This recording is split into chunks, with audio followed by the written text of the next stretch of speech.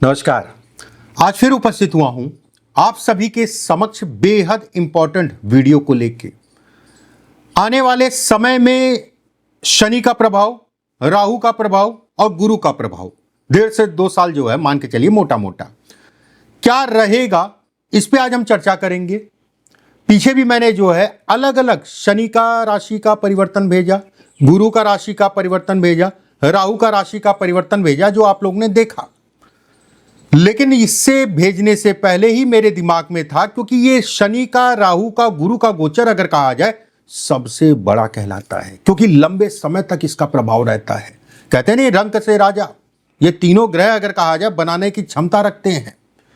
ये गोचर अगर कहा जाए, ये वीडियो अगर कहा जाए तो बेहद इंपॉर्टेंट है आप सभी के लिए। क्या निचोड़ निकल के आया शनि के राशि के परिवर्तन से, गुरु के राशि के परिवर्तन से, राहु के राशि के परिवर्तन से, क्या निचोड़ निकल के आया, इस पे आज हम चर्चा करेंगे। 30 सालों में अगर कहा जाए, 30 सालों में अगर कहा जाए तो मीन राशि में गोचर जो है शनि का हुआ। और मीन राशि या शनि अगर कहा जाए कर्म के अधिपति हैं। वहीं 18 साल के बाद अगर कहा जाए राहु कुंभ राशि, धन की राशि में गए, जो अचानक राजा को रंक और रंक को राजा बनाने की काबिलियत रखते हैं। वहीं 12 सालों के बाद अगर कहा जाए तो वृषभ राशि से निकल के मिथुन राशि में देवगुरु बृहस्पति गए। और गुरु आप सभी जानते हैं, गुरु मतलब हो गया ज्ञान, गुरु मतलब हो गया जीवन में स्थायित्व, जो हर व्यक्ति चाहता है। अगर कोई लखपति है वो भी चाहता है कि ये उतार चढ़ाव कम हो, चढ़ाव हो जाए लेकिन उतार चढ़ाव कम हो। और जो करोड़पति या अरबपति वो भी चाहता है भैया बढ़ना, एक बैलेंस लाइफ हर आदमी चाहता है। तो ये कर्म, राजा से रंक और जीवन में बैलेंस, ये तीनों ग्रह आपके लिए बेहद इंपॉर्टेंट है। चाहे वो बैलेंस अगर कहा जाए तो फाइनेंस का हो, चाहे अगर कहें तो पैसे का हो, विवाह का हो, संतान का हो, बिजनेस का हो, नौकरी का हो, कर्जे का हो। कर्जा बहुत बड़ी समस्या है आज की डेट में। इन सभी मुद्दों पे ये वीडियो मैं बनाने जा रहा हूं। ध्यान से एक एक करके जो है चीजों के बारे में समझिएगा। सभी राशियों के लिए अलग अलग वीडियो मैं बना रहा हूं और आपको मिलते जा रहे हैं। बस एक चीज का ध्यान रखिएगा, अगर आप पहली बार मेरे चैनल पे आए हैं तो बहुत अच्छा संयोग है, बहुत अच्छा समय है। इसी समय पे चैनल को जो है सब्सक्राइब जरूर कर लीजिएगा। मेरे द्वारा भेजी गई वीडियो आपको समय समय पे मिलती रहे। और अगर अच्छा लगे तो लाइक कर दीजिएगा और कमेंट बॉक्स में राधे राधे जरूर लिखिएगा। चलिए कार्यक्रम को शुरू करते हैं। मेरा राशिफल अगर कहा जाए आपकी चंद्र राशि पर आधारित है। चंद्रमा जहां पर भी जन्म कुंडली में बैठा है तो आपकी चंद्र राशि हुई। अगर आपको अपनी डेट ऑफ बर्थ का नहीं पता तो नाम राशि, बहुत सारे लोग ऐसे हैं जिनको अपनी जन्म कुंडली का नहीं पता, नाम राशि के आधार पे भी इस कार्यक्रम को देख सकते हैं। कहीं कोई दिक्कत वाली बात नहीं है। चलिए बात करते हैं कुंभ राशि वालों के लिए ये गोचर की क्या स्थितियां रहेंगी। देखिए कुंभ राशि वालों के लिए अगर कहा जाए, कुंभ राशि का स्वामी अगर कहा जाए तो शनि है। शनि अगर कहा जाए द्वितीय भाव में विराजित है। ऐसे में कहा जाएगा द्वितीय भाव में शनि का जाना। राहु अगर कहा जाए आपके सर पे होना। और पंचम भाव पे अगर कहा जाए तो देवगुरु बृहस्पति का होना। किस तरीके से, कैसा होगा आने वाला समय, इस पे चर्चा करते हैं। एक एक बिंदुवार पे आराम से बात करेंगे।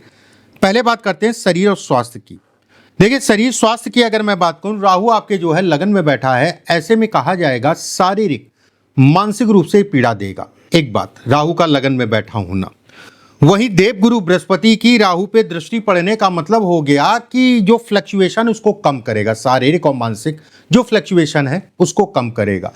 अब यहां पर बात आती है कि आपको शुगर, अगर आप एक उम्र में हैं या फिर आपको शुगर है, और खासकर 38 साल की आयु के बाद के लोगों को शुगर से संबंधित चीजों में विशेष सावधानी रखनी है। एक बार सेकंड जो है, राहु के ऊपर दृष्टि पड़ने का मतलब कोलेस्ट्रॉल, कोलेस्ट्रॉल से संबंधित, कोलेस्ट्रॉल इस समय पे आपका बढ़ सकता है। अगर पीछे से कोलेस्ट्रॉल है तो थोड़ा सा अवेयर होके चलें, देख दाख के। थर्ड अगर कहा जाए, गुरु की दृष्टि राहु पे पड़ने का मतलब जिन लोगों को किडनी में इन्फेक्शन से संबंधित कोई समस्या है उसमें कमी होगी। ठीक है, उसमें कहीं ना कहीं कमी होगी। शनि आपके जो है द्वादश का स्वामी है, और शनि अगर कहा जाए द्वितीय भाव में, एक अच्छा समय है कोई भी प्रॉपर्टी को परचेस करने के लिए। प्रॉपर्टी आप खरीदना या बेचना चाह रहे हैं उसके लिए समय अनुकूल है। किसी प्रकार का स्थान का परिवर्तन करना चाह रहे हैं उसके लिए समय अनुकूल है। किसी प्रकार का कोई नौकरी में परिवर्तन करना चाह रहे हैं उसके लिए भी समय अच्छा कहलाएगा। शनि का द्वितीय भाव में और मूल त्रिकोण राशि अगर कहा जाए तो आपकी राशि शनि की कहलाती है। ऐसे में सोच अच्छी होगी, लोगों पे मदद करने का इस समय पे एक जज्बा होगा या फिर मदद करेंगे, लेकिन उस मदद का कोई आपको फायदा नहीं मिलेगा। यश जिसे कहा जाता है उसमें ये समय कमी कर देगा। दूसरी बात, ये टाइम फ्रेम अगर कहा जाए तो आपको धार्मिक यात्राएं, लंबी यात्राएं, कोई भी ऐसी यात्रा जो आपके लिए कर्म के लिए, काम के लिए, व्यवसाय के लिए, नौकरी के लिए, शिक्षा के लिए, इन सभी चीजों में यात्रा अगर कहा जाए तो प्लस पॉइंट रहेगी। वहीं पे राहु के ऊपर गुरु की दृष्टि पड़ने का मतलब ये कहलाएगा कि संतान को लेकर चिंताओं को ये इंगित करता, संतान से संबंधित चिंताओं को ये बढ़ाएगा। राहु अगर कहा जाए गुरु को देखने का मतलब, देखिए थोड़ा सा इस समय पे ना भूल जा रहे हैं, गए थे जिस काम के लिए वही भूल गए, घर से निकले कुछ दूर पहुंचे, ताला लगाए कि नहीं लगाए घर में भूल गए, ये वाली स्थितियां पैदा होंगी। थोड़ा सा योगा इत्यादि सुबह के समय जरूर करिए। जिन लोगों को पेट के संबंधित समस्या रहती है उनके लिए समय कहीं ना कहीं डिस्टर्ब करेगा। धन की बात करते हैं, फाइनेंस की, देखिए फाइनेंशियली अगर कहा जाए ये टाइम फ्रेम, ये गोचर अगर कहें तो धन के लिए अच्छा है। धन की आवक होगी, धन का व्यय ज्यादा होगा। किसी प्रकार का कोई नया काम आप शुरू करना चाह रहे हैं उसमें बहुत ज्यादा क्रोध और गुस्सा और जल्दबाजी मत करिएगा, आपका काम सफल होगा। इस समय पे कुछ ऐसा होता नहीं है कि चीजें लटक रही हैं तो क्रोध बढ़ता जा रहा है, जल्दबाजी बढ़ती जा रही है और चीजें कुछ लटकेंगी और क्रोध उस पर होगा तो चीजें आपकी खराब हो जाएंगी। इस चीज का ध्यान रखिए, बाकी कहीं कोई दिक्कत वाली बात नहीं है। शनि अगर कहा जाए तो लाभ को देखेगा। ऐसे में कहा जाएगा यह आकस्मिक लाभ, रुका हुआ धन, फंसा हुआ धन इस समय पे आपको मिल सकता है। शनि का लाभ को देखना, राहु का अगर कहा जाए सप्तम को देखना, ऐसे में और देवगुरु बृहस्पति का आशीर्वाद राहु के ऊपर। जैसे होता नहीं कि राहु गड़बड़ करने की कोशिश करे, राक्षस है भाई राहु तो, और वहीं पे गुरु अगर कहा जाए नहीं मैं गड़बड़ नहीं करने दूंगा, वो वाली स्थितियां इस समय पे गुरु करेगा। आपके काम धाम से संबंधित चीजों में आपको बढ़ाएगा। पैसा कहीं फंसा होगा तो पैसे की वापसी को भी ये इंगित करता है। दूसरी बात, तीसरी चीज अगर कहा जाए तो शनि का द्वितीय भाव में बैठना, ऐसे में पड़ोसियों से मतभेद और मतभेद को भी दिखाता है। अगर आप व्यवसाय करना चाहते हैं तो व्यवसाय से संबंधित चीजों के लिए समय अगर कहा जाए तो सामान्य है। और खासकर अगर मैं कहूं तो शनि आपका इस भाव में बैठा हो, शनि आपका इस भाव में बैठा हो, शनि आपका इस भाव में बैठा हो, शनि आपका इस भाव में बैठा हो, शनि आपका इस भाव में बैठा है तो ये व्यवसाय से संबंधित चीजों में पॉसिबिलिटीज को और बढ़ा देगा। ठीक है, व्यवसाय से संबंधित चीजों में पॉसिबिलिटीज को और बढ़ा देगा। आपकी जन्म कुंडली में अगर राहु और गुरु नौ पंचम के योग में बैठे, जैसे ये नौ पंचम का योग इस समय लगा है, अगर जन्म कुंडली भी नौ पंचम के योग में है, अगर शुभ स्थान पे है तो चीजें आपकी और बढ़ेंगी। अगर आप नौकरी पेशा हैं, देखिए नौकरी वालों के लिए अगर कहा जाए विकल्प इस समय पे बढ़ेंगे।